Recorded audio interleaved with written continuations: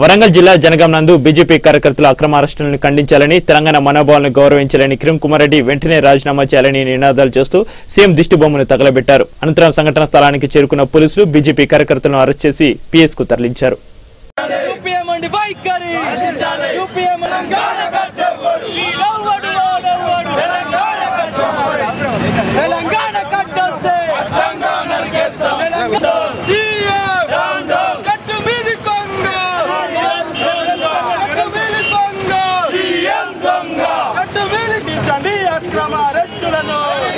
రాజీనామా చేయాలి కిరణ్ కుమార్ రెడ్డి వెంటనే. మనోభావాలను గౌరవించలేని కిరణ్ కుమార్ రెడ్డి వెంటనే. తెలంగాణ మనోభావాలను గౌరవించని కిరణ్ కుమార్ రెడ్డి వెంటనే.